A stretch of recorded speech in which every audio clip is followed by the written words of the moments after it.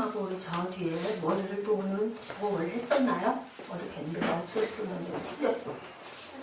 아까도 했었니? 네. 아까. 아, 그랬구나. 달라졌어. 아주 얼굴이 훤해졌어.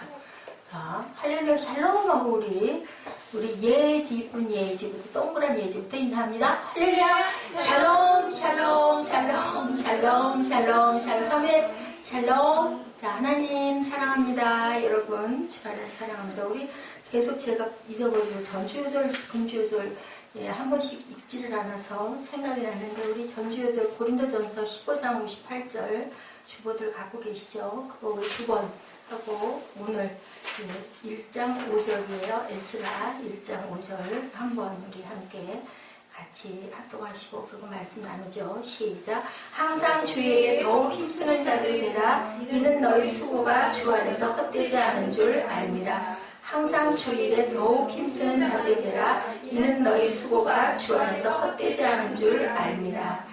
이에 유다와 베냐민 족장들과 제사장과 레위 사람들과 그 마음이 하나님께 감동을 받고 올라가서 예루살렘의 야훼 성전을 건축하고자 하는 자가 다 일어나니.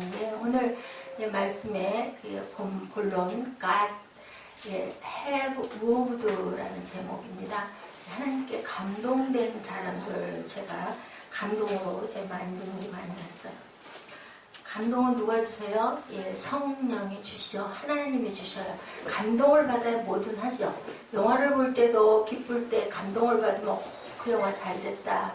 또 어떤 그 글을 책을 볼 때도 감동이 우리 마음에 와야 되고 설교를 들을 때도 감동이 와야 잊지를 않게 되고 우리 마음이 바뀌는 것처럼 여기 보니까 에스라 1장 5절에 답이 다 나와 있어요. 이게 본문의 우리 오늘 설교의 중심입니다. 유다와 베냐민 족장들과 유다 사람들 남유다 뭐예요? 하나님이 택한 뭐라고 항상 얘기해요? 선민. 우리는 선민이다라고 얘기하죠. 그 유다와 그리고 베냐민 족장도 남유다에 같이 거했던 그러한 사람들이죠. 또 그 다음에 권력이 있는 권위가 있는 누구? 제사장들, 하나님이 택한 제사장들과 레위 사람들과 또 그 외에 누구? 하나님의 마음에 하나님께 감동을 받고 올라갔던 많은 사람들이 예루살렘 야훼 성전을 건축하고자 하는 자가 다 뭐했다? 일어나니. 그래서 제가 고업이라고 할까라는 생각도 해봤는데 이 일들을 일으키는 사람들은 누구다? 바로 감동받은 자들이 할 수 있다. 교회가 쓰는 것도 성령의 감동을 받아야 교회가 쓰죠. 우리 초대교회 때 어땠어요? 우리 마가 다락방에 모여있을 때 성령이 오셔서 불의 혀처럼 갈라지는 역사가 불이 임하고 나니까 비겁했던 또 잘 모르겠다고 했던 갈등했던 많은 제자들이 어떻게 바깥으로 모두 다 튀어나가죠. 예수님을 만나고 나면 예수님의 옷자락을 오늘 잡는 혈루병 여인 12년 되는 혈루병 여인도 죽을 길을 쓰고 옷자락에 매달려 달라붙어 결국 뭐가 됐어요? 산 생명 뭐가 되니까 부활의 영광을 누린다. 저는 몇 장 몇 절에 뭐가 있고 이거 잘 모르지만 그냥 하나님의 사랑 어떤 말씀이든지 그 안에 있는 엑기스는 우리에게 말씀하시는 2000년 전이나 오늘이나 똑같은 하나님의 사랑을 경험하고 느끼고 깨달는 모든 자들은 감동을 받고 가만히 있을 수가 없다. 바뀌어서 뭐가 된다? 성회라 새롭게 된다. 새롭게 된다라는 게 무슨 뜻이라고 그랬어? 아까 마지막 답 부활의 영광을 누리게 된다. 영원히 죽지 않으니까. 세상에 우리가 60살이 됐어도 80살이 됐어도 아무 상관없다. 왜냐면 우리는 가야 할 고향이 있어서 거기서 영원히 살기 때문에. 자, 소금은 뭐다? 뭐 하라고 그런다? 우리 소금의 뜻은 뭐다 그랬어요? 또 잊어버렸어요? 응? 서로 뭐해라? 서로 화목하라. 빛은 뭐라 그랬어요? 착한 일, 선한 일. 그래서 너희는 세상의 빛과 소금이다. 우리 일부 때 우리 뿜동이들이 잘 목사님하고 선생님들하고 잘 나눴죠. 예, 우리 전주 요절에 보니까 뭐라고 나와 있었어요? 감동한 사람들의 얘기가 1장 1절에 있어요. 그죠? 시작. 바사왕 고레스 원년에 야훼께서 에레미야의 입을 통하여 하신 말씀을 이루게 하시려고 바사왕 누구? 고레스의 마음을 감동시키심에 그가 온 나라에 공포도 하고 조소도 내려 이르되 2절. 바사왕 고레스는 말하노니 하늘의 하나님 야훼께서 세상 모든 나라를 내게 주셨고 나에게 명령하사 유다 예루살렘에 성전을 건축하라 하셨으니 누가 감동 주셨어요? 하나님이 바사 왕, 파사죠, 파사, 페르시아 왕 고레스에게 누구예요? 예, 남유다에는 뭐예요? 예, 적이에요, 적. 예, 쳤었어요. 느부갓네살 왕이 쳐서 거기 있던 모든 성전의 선물을 자기네 그 나라로 다 가져가 버렸는데 감동을 받으니까 그만 고레스 왕 때 너희들 가서 너희 성전을 재건해라. 누가? 하나님, 나에게 이 세상을 이 모든 많은 나라를 주신 하나님께서 얘기를 한다.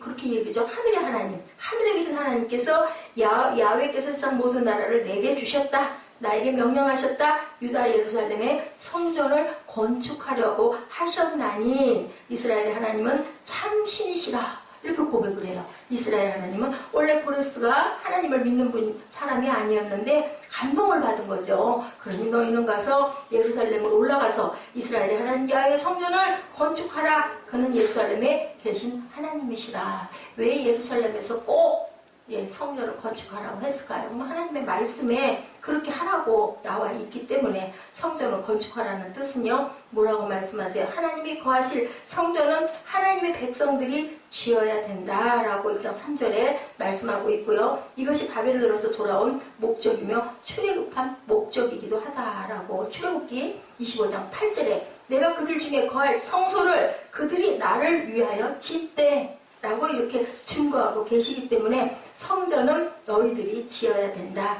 1장 4절에 출애굽 당시 이스라엘 백성들은 성전 건축에 사용한 물질도 누구로부터? 애굽 사람들로부터 취했다. 그리고요 출애굽할 때 그 왕은 엄청나게 박해를 했지만 누가?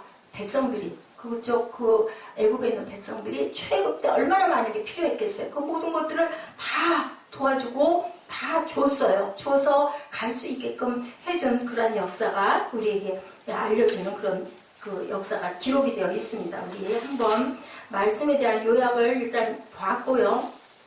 감동한 사람들이 이루는 역사다. 고레스를 통해서 느부갓네살 왕을 통해서 하나님께서는 침략도 그 적군을 통해서 하게 하시고 때로는 회복도 적국의 왕을 통해서도 하게 하시는데 그것은 다 뭘로? 감동으로 하신다.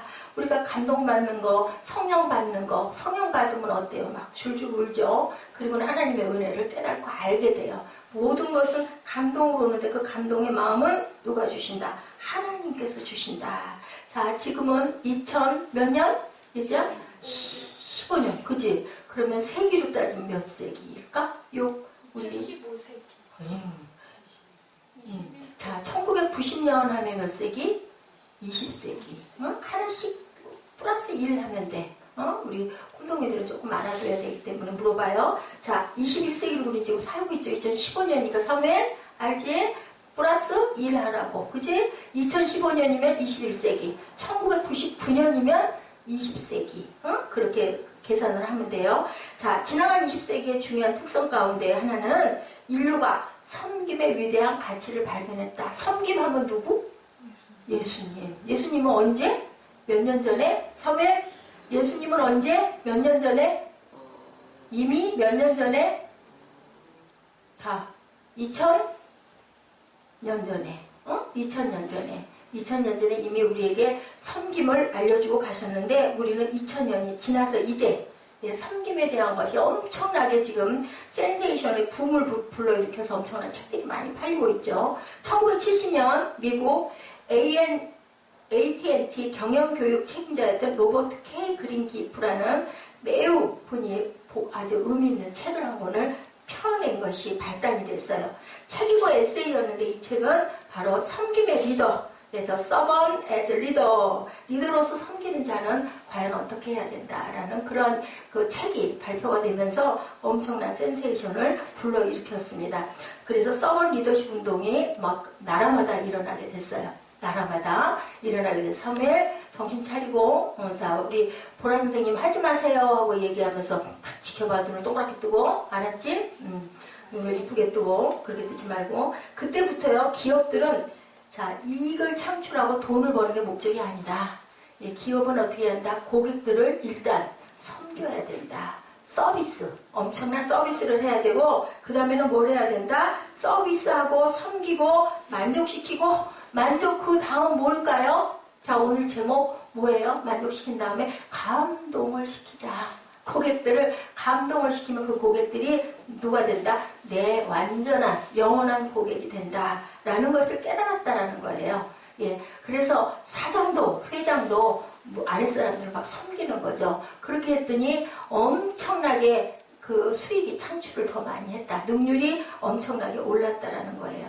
이런 아주 재밌는 얘기가 있더라고요. 혼다 회사 알죠? 일본의 그 자동차 회사, 미국에 들어가 있던 지점이 혼다 회사에서 어느 때인가 이런 것을 했대요. 어떤 그 특별한 그 때에 이런 그 프랜카드를 걸었다고 그래요. 개별적 서비스를 하겠다라고 하면서 페이스북 100만 명 돌파 기념을 한다 하면서 우리 그 혼다를 사랑한다라는 표현을 하시는 분에게는 우리 기업에서 당신에게 특별한 서비스를 해드리겠습니다 라고 이렇게 발표를 했다고 그래. 그랬더니 크리스라는 한 젊은이가 사진 한 장을 전송을 해요. 그 회사에 혼다 회사에. 근데 뭐가 있었냐면요. 잔디밭이 있잖아요. 미국에는 그 일본에도 잔디밭들이 일본은 좁죠. 그 집이 좁지만 미국은 엄청나게 그 정원들이 많죠. 그래서 잔디가 파랗게 나는데 거기다가 글자를 새긴 거예요. 잔디니까 할 수 있잖아요. 혼다 HONDA 해가지고 크게 해가지고 그걸 더 기업에다 보냈어요. 그랬더니 거기서 답례가 와서 뭐라고 답례가 왔을까요? 미국에 있는 큰 본사 정문 앞 잔디밭 정원에다가 크리스라고 써가지고 답례를 했다고 그래요. 얼마나 감동일까. 이렇게 감동을 하는 그러면 그 크리스라는 사람은 얼마나 혼다 기업의 자동차를 많이 애용을 할까요? 그죠? 그렇지 않아도 혼다를 칭찬을 하고 있는데 이런 것처럼 이 모습이 바로 윈윈 생생의 관계를 나타난 모델이었다. 윈윈 서로 어떻게 된다? 기업과 그리고 소비자들은 함께 어떻게 돕는 역할을 하는 그러한 역할로 섬김의 역할로 갔을 때 그것이 정말 엄청난 효과를 나타냈다. 지금도 마찬가지로 섬김밖에 없다. 전에는 어땠어요? 막 권위를 드러냈죠. 사장이고 회장이고 그러면 막 그냥 아랫사람들 막 부리고, 그죠? 어디든지 지위가 높으면 아랫사람들 잡아 눌렀는데 그렇게 해가지고는 절대로 능률이 오르지도 않고 마음 안에서 온전한 존경이 일어나지 않는다. 예수님께서 오신 게 나는 섬기러 왔다. 섬김 받으러 온 게 아니다라고 말씀하고 가셨죠. 뭐 해주고 가셨어요? 마지막에 돌아가시기 전에 우리에게 뭐 주고 가셨어요? 뭐 해주고 가셨어요? 성찬도 그리고 뭐 발 맨 밑에 우리 땅을 밟고 예지는 학교 갔다 오면 뭐가 난다고? 발에서? 엠시에 좋아요? 응? 근데 왜 안 씻어? 그런데 그 발을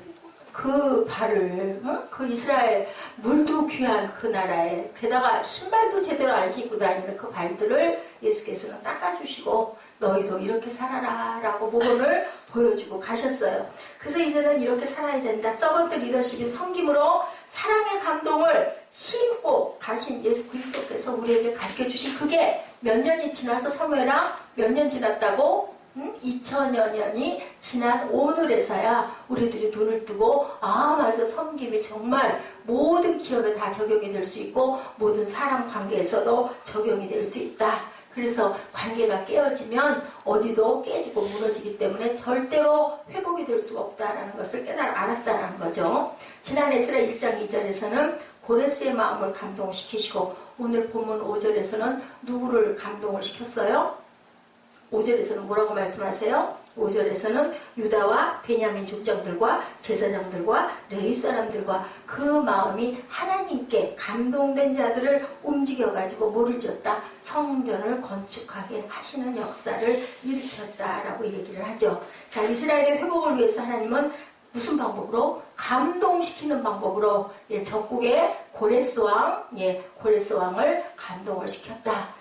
또 느부갓네살 왕을 감동을 시켜서 그 성전에 있었던 모든 선물들을 다 내어주는, 아까 우리 막 읽었죠. 몇백 개, 몇천 개만 읽는데 힘들지 않았어요? 그렇게 다 내주겠다. 그게 다 어디서 왔어요? 솔로몬 궁에서 왔던, 거기에 그 궁에 놔뒀던 비치했던 것들을 침략해가지고 다 뺏어왔던 것들이에요. 근데 감동을 받으니까 뺏어왔던 금이고 은이고 얼마나 보석이에요. 보물이잖아요. 그걸 다 내줬다는 거. 단 뭘로? 감동 하나로. 하나님이 감동시킨 사람들은 나는 하나님의 백성이다라고 외치는, 누구를 목표로? 제일 먼저 유대인들, 선민들을 대상으로 감동을 제일 먼저 시킨다. 어디부터? 내 나라부터, 내 자녀부터. 하나님의 나라가 어디예요? 세상에서 하나님의 나라는 어딜까? 자, 사무엘, 세상에서 하나님의 나라는 어딜까? 응? 사무엘아, 고개를 밑으로 박으면 뭐 한다고? 응? 잔다고. 왜 고개를 땅에다가 쳐 박어? 버릇이 아주. 응? 나를 똑바로 쳐다봐. 알았지? 자, 뭐 어떻게 한다고? 어떤 사람들을 감동시킨다고? 먼저 하나님의 나라. 어디? 여기 교회에 있는 성도들을 감동을 시킨다. 그치? 그 다음에는 이방인들이라고 말씀을 하시죠. 유대 백성 중에서도 그 다음에 누구? 여기 나왔죠. 우리 5절에 보니까 누구? 베냐민 족장들, 제사장들, 레위 사람들. 이게 다 누구예요? 제사장 계통의 사람들이에요. 이 사람들을 감동을 시키고, 그리고 나서는 하나님의 마음에 감동을 받고 올라가는 많은 사람들에게 또한 그 일들을 시켰다. 6절 누가 좀 읽어주세요. 그 사면 사람들이 은글과 금과 물품들과 짐승과 보물로 돕고 그 외에도 예물을 기쁘게 드렸더라. 네, 그 외에도 그 사면 사람들, 그 주변에 있는 사람들이란 뜻의 사면이라는 것은 지금 얘기한 레위인, 그 다음에 제사장, 그런 모든 사람들 외에 있는 그런 하나님을 믿지 않는 사람들도 그렇게 해서 물품들과 짐승과 보물로 돕고 그 외에도 예물을 어떻게 드렸다? 기쁜 마음으로 드렸다. 뭘 통해서? 하나님의 감동을 받은 사람들이. 그러면 이 사람들이 나중에 하나님을 믿을까요? 안 믿을까요? 사무엘? 감동을 받았으니 하나님을 믿을까요? 안 믿을까요? 안 믿어요? 하나님을 믿겠죠. 이렇게 하나님께서는 누구를 통해서? 성령을 통해서 우리 마음 안에 영으로 오셔서 우리에게 감동을 주신다.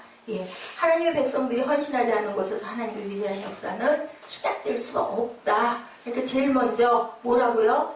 뭐라고? 하나님으로 인해서 고난받는 것 부끄러워하지 말라. 베드로전서 4장 16절 말씀. 만일 그리스도인으로 고난을 받으면 부끄러워하지 말고 도리어 그 이름으로 하나님께 영광을 돌리라. 왜냐하면 너희는 내가 택한 내 자녀야, 내 백성이야. 이기 때문에 너희는 조금 고통을 받더라도 그것으로 인하여 힘들어하지 마라.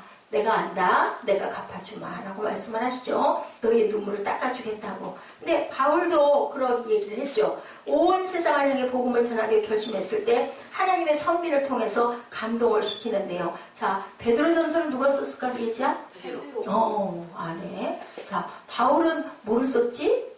에필골. 에필골은 무슨 서신? 바울서신. 바울서신인데 그 중에서 어디서 썼어? 감옥. 어디? 감옥. 감옥을 뭐라 그런다? 그죠? 옥진 서신 그렇게 썼어요. 자, 바울이 쓴 그 서신서가 몇 개인지 여러분들 알아요? 우리 꿈동이들 알아요? 4개. 예지 알아 혹시? 응? 바울이 쓴 서신서가 몇 개인가? 혹시 우리 이정현 자매 알아요? 13개.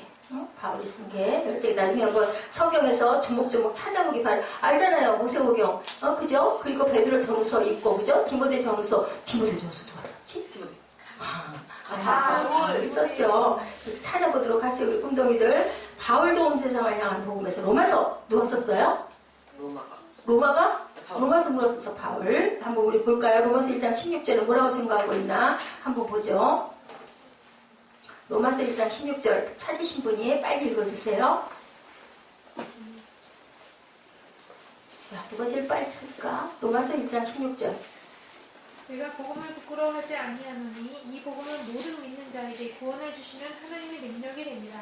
먼저는 유대인에게요, 그리고 헬라인에게로다. 자, 유대인은 누구예요? 하나님의 선민이다라고 하는 하나님을 믿는 하나님의 백성, 그죠? 하나님이 딱 정친 백성. 그 다음에 헬라인은 뭘까? 헬라인은 이방인. 응? 먼저는 유대인에게, 그 다음에는 이방인에게다. 먼저는 유대인이다. 바울은 가는 곳마다 맨 먼저, 자, 가면 어느 지점에 가면 제일 먼저 어디 갔어요? 바울이 제일 먼저 들어간 곳이 어디예요? 회당. 응? 회당. 지금의 어디? 지금의 교회.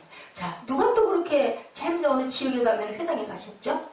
예수님. 몇 살 때도? 12살 때. 그죠? 12살 누구 나이? 사무엘 나이. 자, 그래서 엄마가 찾았어요? 안 찾았어요? 응? 엄마가 찾았어요? 안 찾았어요? 찾았어요. 온 사방을 다 찾으니까 예수님이 뭐라고 그러세요? 딱 그 회당에 있다가 왜 나를 찾느냐고 그랬죠? 내가 아버지 집에 있다. 당연히 있을 곳에 있었다. 사무엘 알아요? 그렇게 얘기를 했어요. 누구 나이에? 누구 나이에? 사무엘 누구 나이에? 사무엘아, 누구 나이에? 몇 살에? 몇 살에?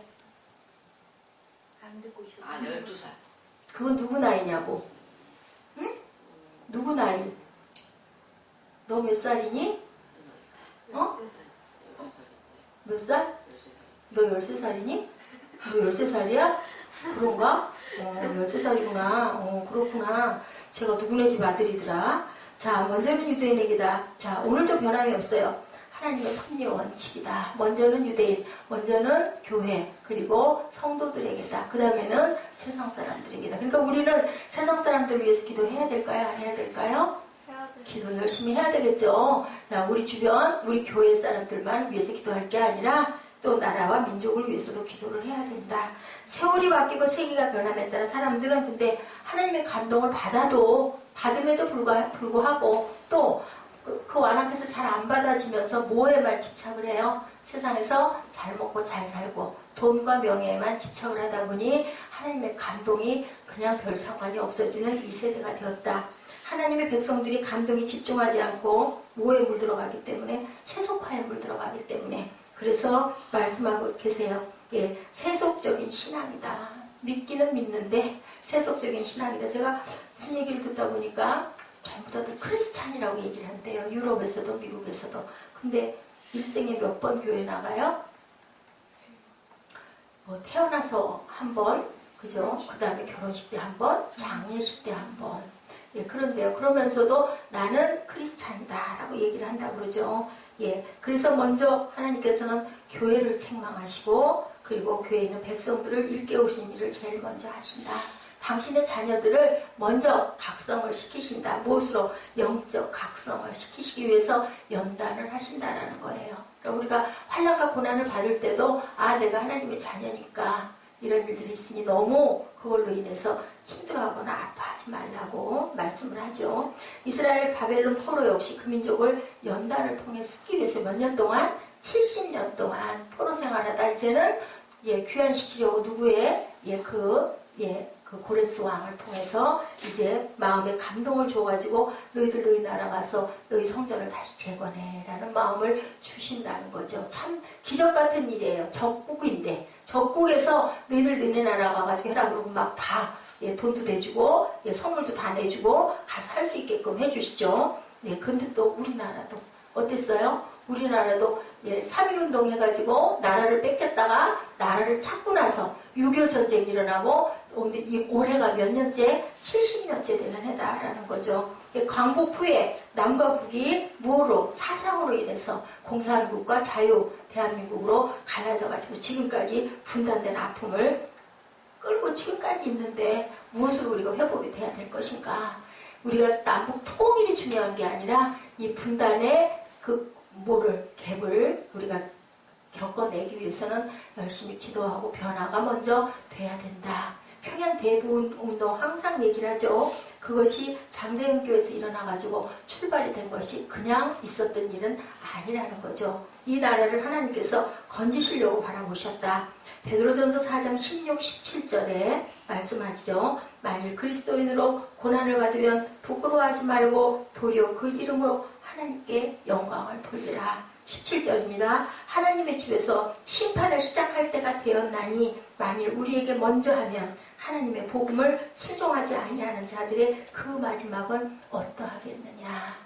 그러니까 너희들 먼저 힘든 거 너무 힘들어하지 말라라고 말씀하세요. 하나님의 백성들이 제자리에 있지 않을 때 하나님은 먼저 하나님의 집과 백성들을 정화를 먼저 시킨다. 우리는 지금 이 시점에서 우리 교회가 뭐를 해야 될까를 생각을 해봐야 되겠다. 크든 작든 대단하든 아니든 하나님께서 하나님의 나라를 세우신 데는 하나님의 귀한 뜻이 분명히 있다.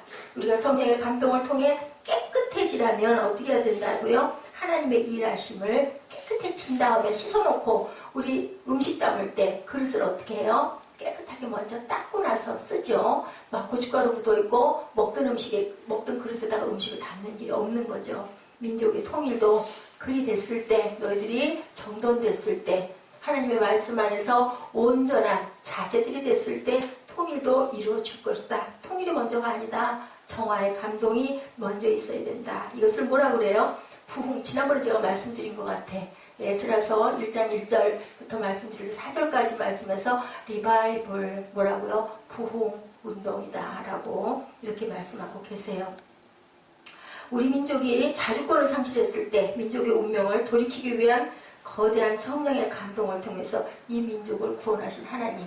우리나라가 이렇게 잘 사라지고 뭐가 됐어요? 뭐 경제 대국이 되고 그게 중요한 게 아니라 정말 많은 선교사들을 파송을 한다고 그러죠. 미국 다음으로 2위로 많은 선교사들을 세계에 파송하게 됐어요. 그것이 발단이 평양 대부흥운동을 통해서 교회가 일어나고 민족이 일어나게 되는 사건. 그러고 나서 뭐가 일어나요? 3.1운동이 일어났어요. 그리고 유관순 열사 얘기 지난번에 제가 말씀드렸죠. 여러분에게.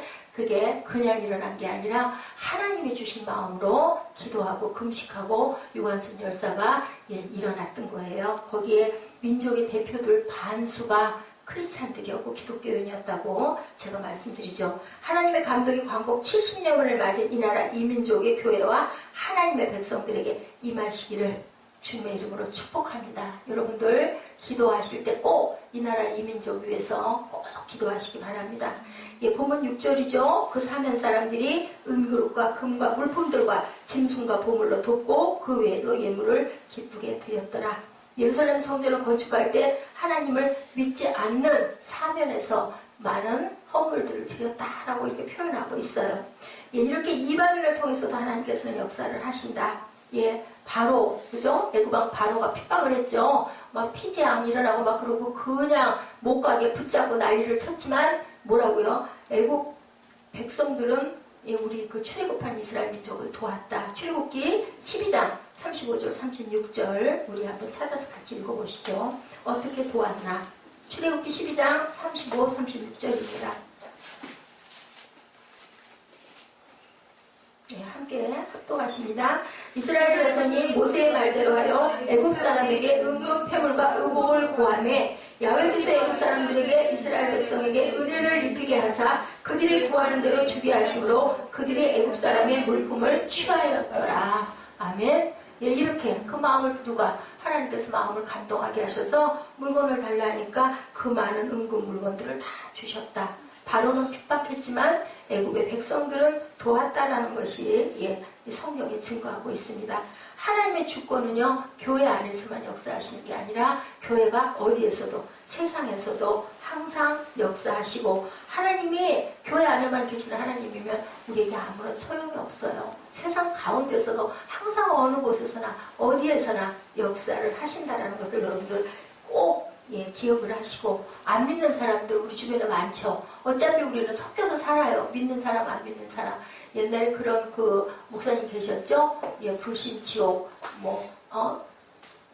믿으면 천국 가고 불신하면 지옥 간다라고 외치는 분들이 계셨어요. 근데 꼭 그렇게만 할 것이 아니라 그 사람들에게 우리가 아름다운 말을 섬기는 말로 권면을 해서 그 사람들 아이고 예수 믿는데 좀 뭔가 달라.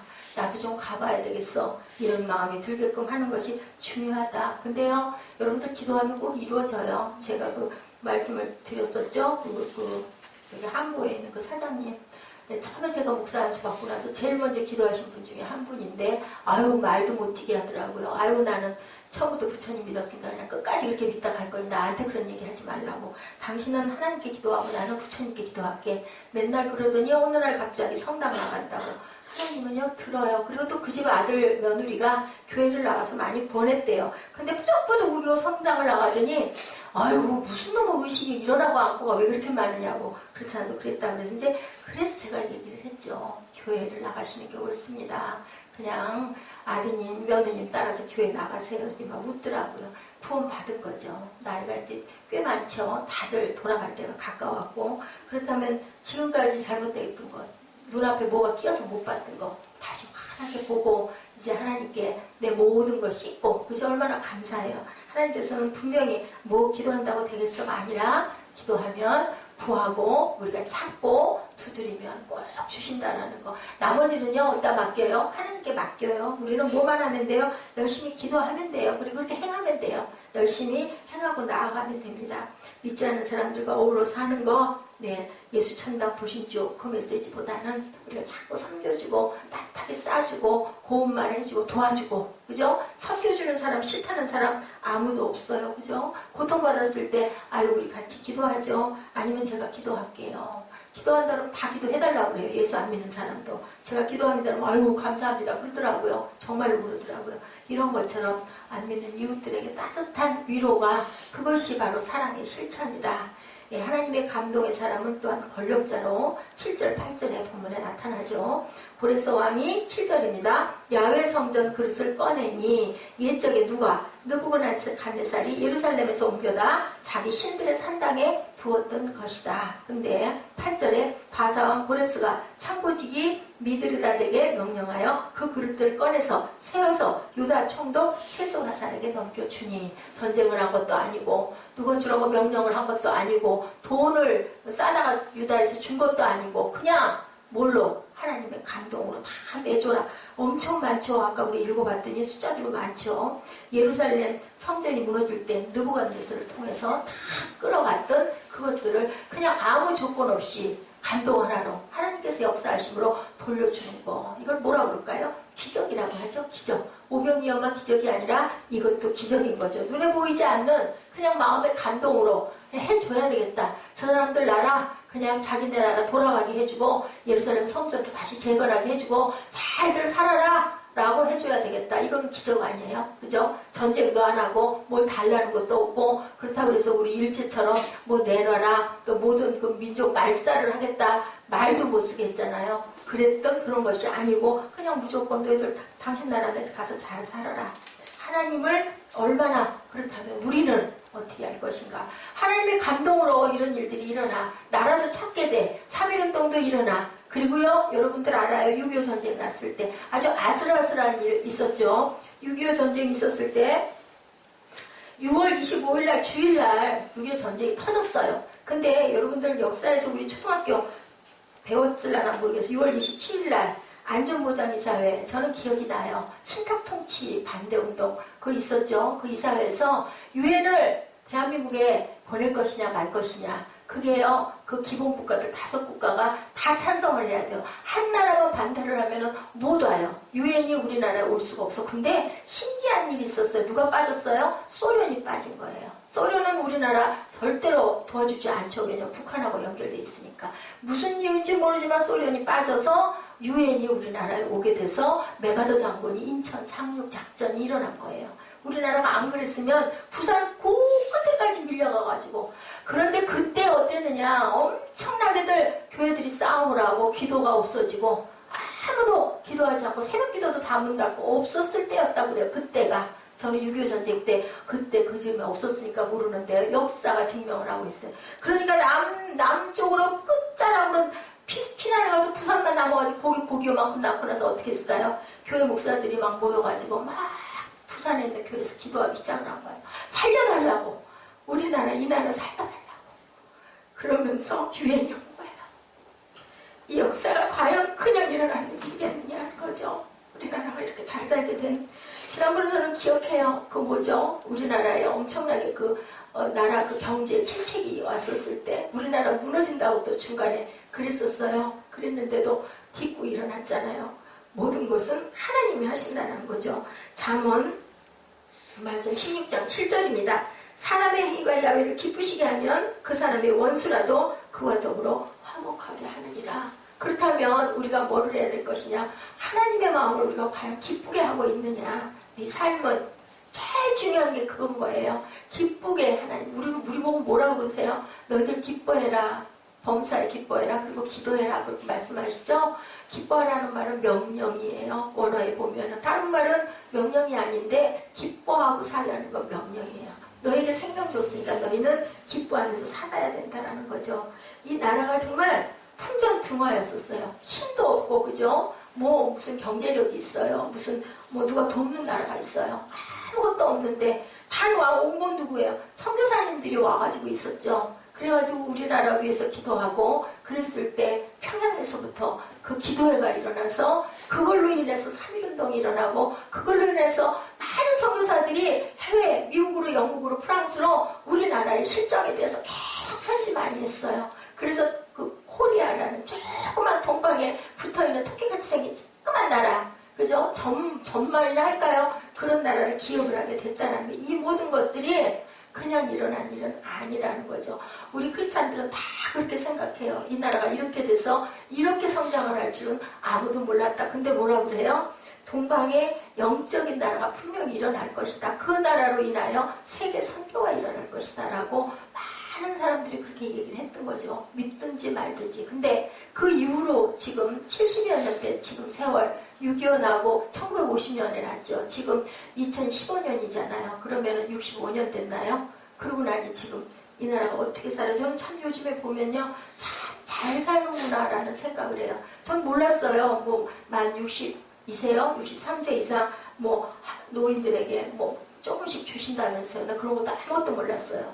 정말로 잘 살게 된 거예요. 밥 못 먹는 사람은 아무도 없고 열심히 살려고 하면 절대로 밥을 못 먹고 굶는 사람이 없는 그런 저 이렇게 가보면 매장 같은 데 가보면 비싸다고는 하지만 옛날에 비해서 정말 좋은 옷들, 좋은 것들 정말 많아요. 아주 싼 가격에도. 제가 그때 살 때 그 30년 전에는 그런 거는 부르주아, 누가 그랬네, 부르주아라는 소리가 또 오랜만에 듣고 내가 웃었는데 그렇게 있는 계급층이 아니고 입을 수 없었던 옷과 생활 장신구들이 너무너무 싸게, 흔하게, 그죠? 중국에 OEM을 줘서 그렇다고는 하지만 정말 여러분들은 좋은 세대. 그런데 그 세대로 인하여 우리가 정말 영적으로 어두워지면 안 되는 거죠. 중요한 건 하나님을 기쁘시게 하는 삶을 살고 있는가가 굉장히 중요하다. 6.25 직전에 한국 교회는 교회마다 이렇게 분열하고 있었다는 걸 여러분들 절대 잊지 마시고요. 기도밖에는 없다. 에큐메니컬 논쟁으로 교회마다 다투고 분쟁하고 기도의 불도 꺼지고 전도도 하지 않는 그때였었다는 거죠. 전쟁이 일어나자마자 부산 끝자락으로 정신없이 밀려갔죠. 아주 짧은 시간에 밀려갔다고 그래요. 그때 그 전쟁 때 얘기를 제가 어린 나이에 아버지 통해서 많이 들었는데요. 아버지가 군인이셨기 때문에 정말 삽시간에 부산까지 밀려 내려갔어요. 중공군들에게 침략이 밀려가지고 뭐 아무런 방비도 없었고 주일날 새벽에 일어났잖아요. 6.25가. 그러고는 밀려 내려가가지고 다 죽게 생겼죠. 구국운동하고 기도하고 그러면서 그 소련이 참석하지 않는 바람에 유엔에서 마음대로 파견 못하거든요. 한국에 유엔군이 온 거예요. 메가더 장군 인천 36 작전이 일어난 거죠. 한국교회 기초는 평양 대부흥운동이다. 이것도 역사가 있어요. 1907년 평양 대부흥과 같이 장대학교에서 통곡이 터지죠. 뭐가 일어나요? 회개운동이에요. 부흥운동이 다른 부흥이 아니라 뭐 교회가 부흥해서 막 성도가 많아진 그 부흥의 얘기가 아니라 영적 각성운동이 일어난 거예요. 막 다들 회개하는 거예요. 나는 죽일 놈이요. 나는 남의 손을 떼먹었어. 나는 살인했어. 나는 누구 간음을 했어. 나는 도둑질했어. 막 이런 고백들을 막 일어나서 새벽 예배 때 하니까는 모두 다 일어나서 다 회개들은 나도 죄인이요. 나도 그렇어. 목사부터 시작을 해서 장로, 안수집사 다 일어나가지고 나는 이렇게 죄인이다고 그러고 회개를 하기 시작을 한 게 거기서부터 일어나는 일들이 평양 대부흥 운동 원인은 1704년 영국 웨일즈에서 대부흥운동이 일어났는데요. 놀라운 일이에요. 이 웨일즈 운동이 어떻게 일어나느냐. 작은 학교 신학교에서 예, 생각 있는 뜻 있는 젊은이 30~40명이 모여서 기도하기 시작한 거예요. 기도한 게 무슨 기도를 했느냐?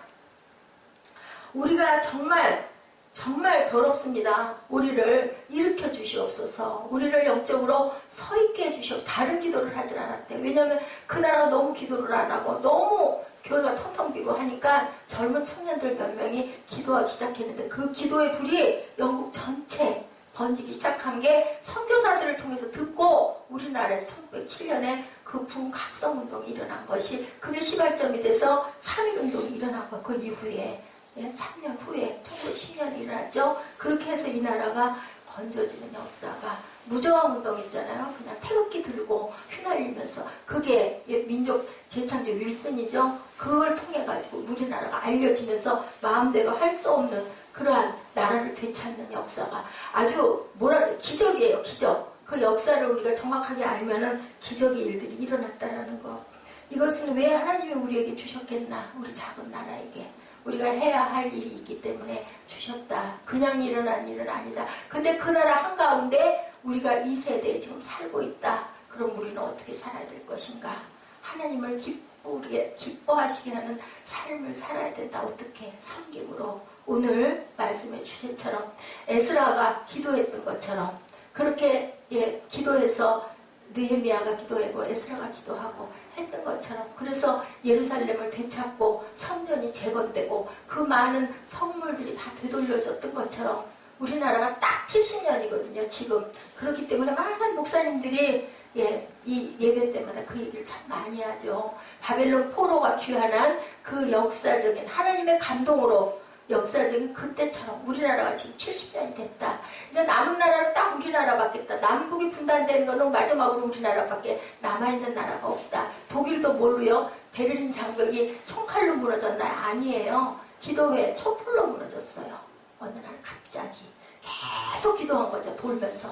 그래서 무너졌던 것처럼 여리고성이 싸움으로 무너진 게 아니라 기도하면서 돌고 함성으로 무너졌던 것처럼 이 나라도 누구 믿는 사람들을 위해서만 기도할 게 아니라 교회는 제일 먼저 교회는 성도는 나라를 위해서 믿지 않는 사람들을 위해서 열심히 기도해야 된다. 아유 우리랑 별로 상관없는 일 아닐까? 아니요.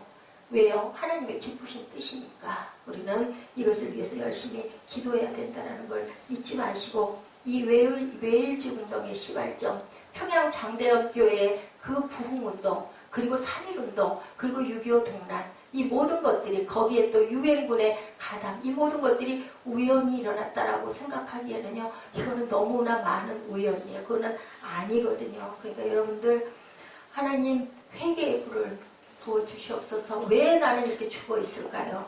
왜 나는 영적으로 이렇게 어두울까요? 하나님 밝혀주시옵소서. 아까 대표기도 때 그랬죠? 두드리고 찾고 구하면 하나님께서 주신다고 했으니까 내 마음에 그 마음이 오지 않은 게 중요한 거지 마음만 오면은 할 수 있어요. 하나님은요 자격 있는 사람이 없어요. 우린 다 자격 없어요. 제가 수요 예배 때도 금요 철야 때도 말씀드리지만 제가 여기 서 있는 건요 다른 게 딱 한 가지 있었어요. 어린 날부터 정말 예수님을 좋아했다라는 거, 교회를 좋아했다라는 거. 어린 나이부터 교회 성전에 가가지고 새벽에도 와서 무릎 꿇고 앉아있었던 뭐 철이 있어서 그랬겠어요? 흉내를 냈는지도 모르죠. 근데 그냥 교회가 좋았어요. 교회 계시는 분들 보면 나는 그 교회 가면 너무 오기가 싫었어요. 교회가 너무 좋아서. 그럼 뭘까요? 마음 안에 성령이었겠죠. 성령께서 나는 모르는데 8, 9살 때 부흥회 옛날에 많았어요. 가가지고 앉아가지고 눈물 줄줄 흘리고 앉아있어. 우리 예지보다 훨씬 어린 나이 8살, 9살 국민학교죠. 국민학교 1학년 2학년 때 저 그렇게 많이 울었어요. 왜 울었는지도 몰라. 이유도 몰라. 그냥 울어. 그랬더니 사촌 언니가 나를 데리고 다녔는데 나보다 10살 위인 언니가 주변에 있었는데 그 언니가 나를 데리고 가가지고 아이고 너는 은혜 받았구나. 은혜 받는 게 뭔가 몰랐죠. 근데 그때부터 성령이 거하신 거예요. 우리 이 땅의 황무함을 보소서. 이 땅이 피울라 제가 말씀드렸죠. 기쁨이라고 말씀드렸어요. 피울라 그 땅에 나의 땅에 내 마음밭의 땅에 성령의 임하시옵소서. 나를 각성시켜 주시고 나를 깨어나게 해주시고 내가 말씀이 기쁘고 예배가 기쁘게 해주시옵소서. 내 부족한 부분들 하나님 아시죠? 채워주시옵소서 하고 우리 기도하시고 찬양하시는 시간 갖도록 합니다.